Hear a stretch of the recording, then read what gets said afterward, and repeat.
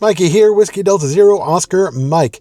The FTX-1 has been out for a little while, and I just got one right before I went on my annual road trip. It's become my in-car companion, replacing the IC7100.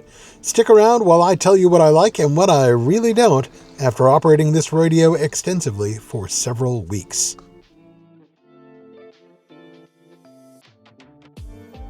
Some of you will have already seen my shorter form video of this. This one's going to go in depth. This one's going to be not quite feature by feature, but pretty close. It's going to tell you the things that I think are really good about this radio and the things that I think are really I don't know why they did that. So for the purposes of this review, I'm going to be focusing on the FTX-1 field head only. Until literally this week, I did not have the SPA-1 amplifier and I still don't have it hooked up. So a later review will talk about using the two together. The other thing to know is, it may be obvious, I am actually reading from notes.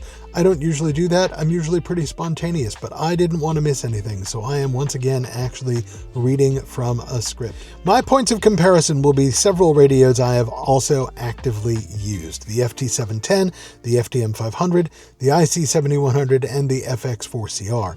I got some guff in my review of the FX4CR comparing that against a radio I hadn't used before. So I want to be clear this time that I have direct experience of most of the radios I will be comparing this to. The one exception is the IC705, and I'll only be comparing it against size and feature set, not quality of operation, because I have never actually touched an IC705 personally. When I'm done, I hope you'll have a clear idea of what I think this radio's strengths and weaknesses are, and what I think the radio's value proposition in the current ham radio market is. Finally, before we get into it, if you enjoy what I do here, please remember to subscribe, like, ring the bell for notifications, leave comments, leave questions, throw me a party. Just let me know you're out there.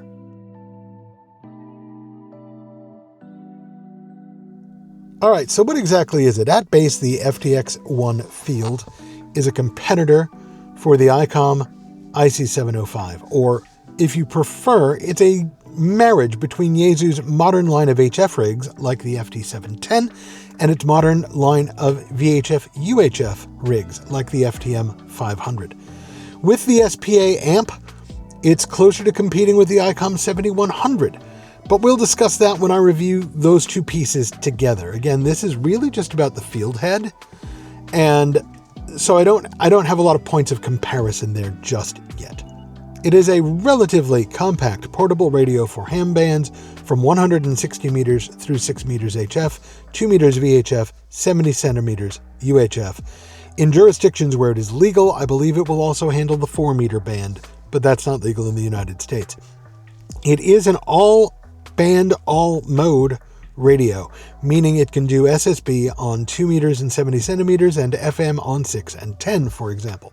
It has a backpack battery that will allow the radio to be used standalone at up to 6 watts on all bands it operates, but of course it can also take external power and put out 10 watts on those bands. Because it's pulling features from Yaesu's modern VHF-UHF line, it has C4FM capability. Also, like the FTM500, it has true dual receive for VHF and UHF in any combination. All in all, it probably does about 90% of what the FTM500 does out of the box, and we'll cover the exceptions in a bit. Because it's also a cousin to Yaesu's HF radios like the FT710, it has nearly the full range of features that radio has. The dual receive nature extends partly into the HF realm in that you can have one VHF or UHF receiver and one HF receiver going at the same time, but not 2 HF bands. Since the 710 and the DX10 don't have dual receive of any kind, it's still kind of a leg up. As far as I've been able to determine so far, the main thing this radio, meaning just the field head itself, mind you, doesn't do that the FT710 does is put out 100 watts. That said, this radio is not some perfect miracle by any stretch. I'm going to talk about everything I don't like first, then move on to the things I think are annoying but can probably be fixed. And finally, I'll tell you what I really, really like about this radio, because there is a lot to like.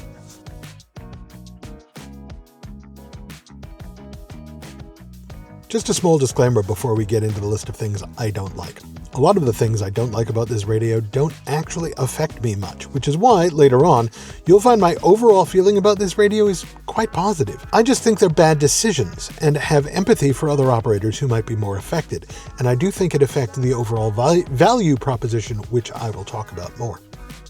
First of all, this is a bulky radio compared to some QRP radios, and a little hefty. It weighs about 2.75 pounds or 1.25 kilograms.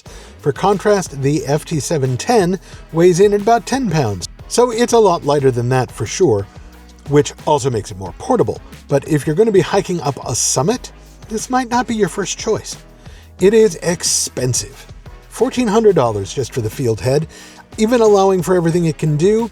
Worse, it was buggy out of the gate, so early adopters got the experience of paying a lot of money for something that didn't work great. Full disclosure, I bought this used. I paid about $300 less, which is much closer to what I think it's worth. Also, Bluetooth is an add-on. GPS, add-on. Unlike its closest competitor, the IC705, Wi-Fi isn't even an option. Worse, both of these add-ons have been difficult to come by, so if, for example, APRS is important to you and you need that GPS dongle, you may not have been able to get the most out of your device. I do have the GPS dongle, by the way, and I think that they're stocking in a bit more often now, but I still think it's kind of boneheaded for something like this expensive for that even to be optional. It should just be built in. For the record, I think it is equally boneheaded that the FTM500 has GPS built in and the FT510, its successor, does not. Same with Bluetooth. The partial dual receive and the fact that it's not full duplex bothers me. Pretty sure that's a hardware level choice that can't be updated later in firmware. I feel like there's two really missed opportunities here. One would be to be able to crow about dual HF receive, and the other would be being able to offer a full duplex VHF UHF rig for an almost reasonable price. Actually, it would justify the current price, particularly for satellite operators, if this were a true full duplex rig. The arrangement of knobs and buttons isn't great. It's not awful, but it isn't great. Here's where Yaesu gets dinged for real inconsistency. You'll hear me praise them later on for things they were good about keeping consistent. While the knobs and buttons are all physically laid out similar to those on the FTM500 and the FT710, the actual functions are not mapped the same as either one of them. Take, for example, the main and sub-band volume squelch knobs. On the FTM500, these are top and bottom on the left-hand side of the screen, matching the display, which puts the main on top and the sub on bottom, always. On this radio, however, the sub-band is bottom left and the main band is bottom right. This makes some sense when in the default side-by-side display mode, but it gets confusing if you prefer the top-bottom mode that mirrors the FTM500, which, when I'm mobile, I do because it is larger text. The clarifier is a front panel single press button. Now, maybe I'm wrong. I don't use the clarifier that much. I don't feel like it's a high priority to have right front and center on the radio like that. It's just, there are other things I'd rather have there. I would really much rather this button be a programmable function key or something, and extra bonus points if you could make it programmable for different modes in different ways. Several buttons are doubled up. Long press and short press do different things. That part isn't bad. Lots of radios do that. The FX4CR does that all the time, but some of the double ups don't make sense. Like, why is mode a long press of the narrow wide toggle? I'd rather have the short press rotate through the modes and a long press give me the mode menu. That's how the band button works in VFO mode. That seems to make sense. There are no hardware buttons for the noise blanker and noise reducer toggles like there are on the FT710. This is one of the few times I have felt classic Yaesu frustration that people complain about having to dig into a menu for something that ought to be easier to get to. Having to go into the function space to toggle these things is genuinely irritating. Again, maybe those could have been on the clarifier where the clarifier button is. Long press for noise blanker, short press for noise reducer, something like that. I don't know. Point is, I got to go into the menu for them That feels weird. The big tuning knob is very sensitive and has no tension control. I got used to having a very tight tension on both the FT710 and the IC7100, so I wound up using the lock button a lot. On the upside, the lock button is a single press on the power button, and it's easy to toggle on and off. But I really would have liked a tension control. Now, there is a fast fine control on it, and you can also tap the screen in the right place and go change the incremental step. And of course, you can also tap the screen in the right place, and it will give you a keypad that you can type in the frequency. But I really miss having the ability to adjust the tension on the knob. Backlighting would be so cool. It's impossible to read the controls at all in a darkened car. While it is true that there is no backlight on the FT710, there is a backlight on the buttons on Yaesu's other mobile radios like the FTM500. This is clearly positioned to be useful as a mobile radio, but somehow they left out backlit buttons. Alright, let's get into some of the physicality of it that I don't like. I love the backpack battery. You can only have one backpack at a time. Battery, fan, or tuner. Given the way I operate, it's pretty much always going to be the battery, and it's not even a question. The fan only seems necessary when operating on an external battery or external power of some other kind in a warm environment. I have had no issues running 10 watts in the car so far when it's been relatively cold. Even fewer issues when running with an amp like the Micro PA50 and thus only using 5 watts out of the radio. Most of the time when I'm running around in the car, I'm just using the backpack battery for mobile operation, and then occasionally I will top it off by plugging into my 20 amp hour battery, or I'll plug it in to get the 10 watts out of it. But by and large, I'm just running on the backpack and it works great. Get to that in a minute because I'm still into things I don't like. The DC jack is an odd size. It's a 6.3 by 3.1 millimeter jack instead of the ubiquitous 5.5 by 2.5 or 2.1. I don't understand that decision. On the other hand, it is really easy. They do provide the pigtail, and it's not that hard to get them once you know what size you're looking for. But you know what? There's nowhere you can actually find in their documentation where they say the size of that barrel. One other complaint while I'm talking about the back of the radio, the HF and VHF UHF antenna ports, as many people have complained about, are the wrong way around. The UHF VHF really should be on top. Nobody seems to know why they did it this way. It doesn't really affect me because of the way I'm operating in the car, but it is annoying, and it should be noted that it was silly.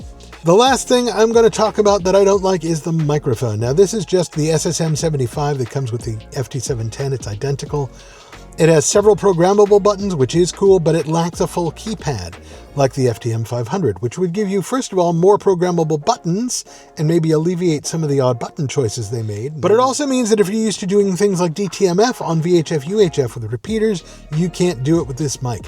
And there is no interchanging the keypad mic from an FTM500 with this radio. The plugs are different. It's an RJ11 on the FTM500 and an RJ45 here on the FTX1.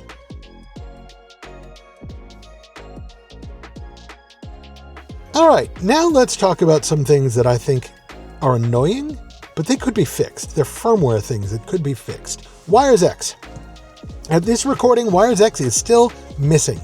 This is one of the few things the FTM500 can do that this radio can't. On the surface, it seems dumb that it wasn't available right out of the gate. However, the firmware base for this radio is the one being used for the HF radios, for the 710, the DX10, the 101, and not the one being used for, say, the FTM500, the FTM510. So WiresX basically needs to be ported over. Now, I'm a software engineer by trade. It doesn't feel to me like it should be taking this long. But I don't know enough about the innards of these radios. I might be missing something key. It might be harder than I think it is. Clearly, it is taking them longer than they expected because they keep missing their own estimates. The touchscreen is a bit sluggish. Now, this may be a hardware problem that can't be fixed in firmware, but I am betting actually that this is something that could be adjusted and they could actually provide the adjustment to us. Maybe there's a setting I'm missing? I don't know. This is true on the FT710 as well. It just feels like I've got to press more firmly than I'm really comfortable having to press. I don't want to break the glass. I don't want to break the display. Maybe it's just the choice of screen they use. Maybe it's a firmware issue. It would be nice if there was some way to tweak it and say, hey, I'd like it more sensitive. I'd like it less sensitive. If there is a setting I'm missing, go ahead and tell me I'm an idiot. That's fine. I thought I'd been through all the settings. I don't remember seeing it. The screen layout could be adjusted so that some things like channel names were less squishy. So in the side-by-side mode, now of course keep in mind I am zoomed in, but on the side-by-side mode you can see the text for the channel name is up there. There's no way to swap that with the frequency. There's no way to make that bigger, and that is the biggest you can get it. In the single screen mode, it gets even smaller, and in the side-by-side mode, it's small and narrow. It's very squinty. It's just not great, in my opinion.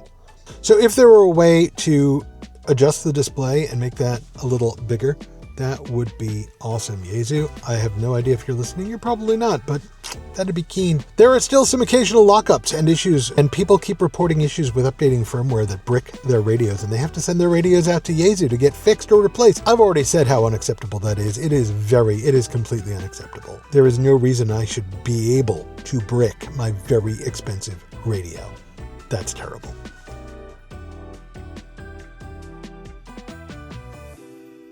All right, now I'm going to get into things I really like, because I really like a number of things about this radio. Let's start with the hardware choices that work well, since I started with hardware that didn't work well before. Everything about this thing feels solid except maybe the fan backpack, which is a bit flimsy. The main body is great. The buttons and knobs are all clicky, except the big knob, as I said, it's got no ratcheting to it. It's got no tension to it. That's very slidey, but all the rest of the buttons, all of the knobs have a nice click to them. And when you push the knobs, because they're all also push buttons, they've got a nice push to them. The screen is big and bright and colorful. Everything we've come to expect from Yaesu screens on the modern HF rigs and the FTM 500 and 510. This thing is a joy to look at. More about the display modes in a minute. The speakers. Let's talk about the speakers. The front-facing speakers lifted right off the FTM 500 510, and they sound amazing. Consider that my immediate point of comparison for an in-car radio is the IC7100, which has a rear-firing speaker on the back of the control head. This thing's talking right to me. This is great. Let's talk about ports. This radio does not have every port ever, but an awful lot of ports. On the back of the radio itself, on the head, you've got the HF and VU in, of course, and as I've said, they're the wrong way around, but you've got them as separate inputs. You've got a tuner linear port, 10-pin port, and you've got a speaker jack, and you've got the DC jack. On the left side, you've got a headphone jack, the CW key jack, GPS, USB-C, which, by the way, does power as well as data, USB-C, and the typical Yaesu HF RJ45 that we've already talked about for the microphone. So other Yaesu HF compatible mics, like your Heil headset, for example, should all work fine with this radio. I have not tested my Heil headset with this radio yet, by the way. I will at some point, but I haven't yet. On the right side, there are no ports, but that's where you put the Bluetooth module. There's a panel for it and a slot for the micro SD card. Missing relative to the FT710 are a ALC port, so you can't hook up a remote control. There's no RTTY data port, but you've got the USB-C port these days. Do people really still use the data port? I don't know. And an external display capability. There's completely missing.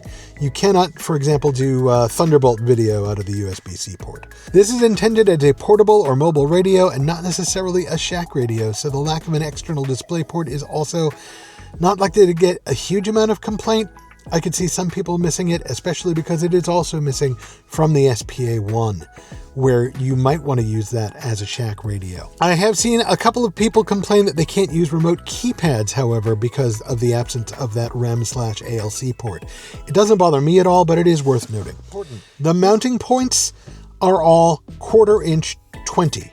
Not 5mm. Now, if you prefer metric, not having 5mm might seem silly, but that means any camera mount will do. Standard camera mount will work with either the bottom screw hole or the one on the rear that is exposed when you take off all the backpacks. USB-C can do USB power delivery to request 15 volts if it is talking to a power brick that can deliver it. However, it does require at least 2 amps to charge or operate the radio, so you will need a small tablet or laptop charger that can do that. In addition, the USB-C port is your data port. It is CAT control. It is sound card control. You do not need a digi-rig with this radio. You just plug into your laptop, and bang, you're doing FT8, JS8 call, RTTY, whatever you like. Probably WinLink. I haven't actually tried using it with Direwolf yet. I'm going to get to that eventually. I'm looking forward to it. The battery, the backpack battery, has the same 2 charging ports. It has a 6331 DC jack, and it has the USB-C PD jack for 15 volt 2 amp. But important safety tip, if you are using the battery on the radio, use the radio's ports, not the batteries. This is actually called out in the documentation. It's still brilliant, though, that you do not need anything else weird to charge the battery. You don't need a cradle or anything like that. You use USB-C like you would recharging your tablet. It just works. So if you get a spare battery, you want to keep a spare around charging it, it's the exact same equipment you use to run the radio, charge the radio. It is great. It is a great choice. A++. Plugging in external power, including an external battery like a 20 amp hour Bioenno, is smooth and both charges the battery and operates the radio without issue, boosting you to 10 watts output if you want it. The only time it's been weird when everything, including the external battery, has been really cold. And that's not unexpected. I have tried running the radio when it was really cold. You may remember a short in which I said, if you're cold, they're cold. But honestly, it was only on the very coldest day we had here in Minnesota that I experienced any problems. The radio ran on its backpack battery, even down into negative temperatures, just once we started getting down below -10. Frankly, I didn't expect it to work. Operationally, here's some things that I really like. It's got these 3 different display modes for different operating styles and for what you're doing at a different time. You've got a side-by-side mode that is reminiscent of the high-end FTDX 101 radios. Then you've got a top and bottom mode that is akin to the FTM 500. And then you've got a single receiver only view like the FT710 and the FTDX10. Switching is easy. It's just this display button over here. So you can pick what makes the most sense in the moment. When driving and using it mainly as a VU radio, I keep it in the top-down mode. When stationary working HF, I tend to use the single view because I'm used to that on the 710. Every now and then I will switch to that side-by-side view. I do like it. I think it's attractive. It's just a little harder for me to read. If you are used to operating an FT710, most things are where you expect to find them. The function button is over here instead of next to the screen, but it has the same quality where if you select an item from the touch screen, like I'll switch to DNR. Oh, wait, I'm in a mode I can't use DNR. I will leave it on Noise Blanker. That's where it was. And you go back. That is what rotating the function knob will get you until you switch again. So if, for example, you select RF power, now the function knob lets you tweak your output even when you're back on the main screen, as you just saw me do with the Noise Blanker. Even the deep settings are about the same. The audio parameters you can find floating around YouTube to get the best sound when transmitting on SSB on the 710, they all work the same way here. I have actually set mine up exactly the way I've got my 710 set up. I am getting great audio reports out of this radio. So thank you for consistency, Yaesu. Yaesu has gotten a lot of guff in the past for its user experience, but at this point, it's actually got it pretty well dialed in, with similar interfaces across 5 different radios. This one, the FT710, the DX10, the DX101D, and the DX101MP. If you know one, getting used to the others is a matter of accommodating yourself to having more or fewer physical buttons, for the most part. Here, if you switch to the single channel view, the attenuator, the preamps, the auto notch, the AGC controls, they're all where you expect them. The filter is right there with all the same functions, shift, width, notch, and contour. You do have to get into the menu to get to the Noise Blanker and the Noise Reducer, but they both work about the same way, and actually I think the Noise Reducer might be a little bit better. Capable of being cranked up to a higher setting before the signals start to sound fishy. While I don't agree with all of the button assignments, the number of physical controls is about the same as the 710 and the FTM 500, and except for my already stated complaints, they mostly make sense. If this were the only radio I'd ever used, I'd probably just get used to it and it wouldn't be an issue at all. As it is, I switch regularly between this in the car and the FDM 500 in my office, and the FT710 came out again for field day and will hopefully eventually become my shack radio as my shack plan goes forward. So the differences stand out to me. They might not to you. I already knew going in I was going to like the waterfall because it's more or less identical to the waterfall of the 710, and I love the thing. 3DSS is still a gimmick. I still use it occasionally because it does look cool. It looks very matrixy, but it's a gimmick. But the general waterfall functionality in 2D, it looks great. It really is the gold standard for waterfalls on the radio, in my opinion. Even without that waterfall, tuning around is a joy once you get used to the lack of tension on the main dial. It's easy to tap the screen, choose to tune in bigger steps, or manually enter something and manually refine it. There is a fast find button, as I've already mentioned, for improving tuning speed as well. There is a lot to like about this radio.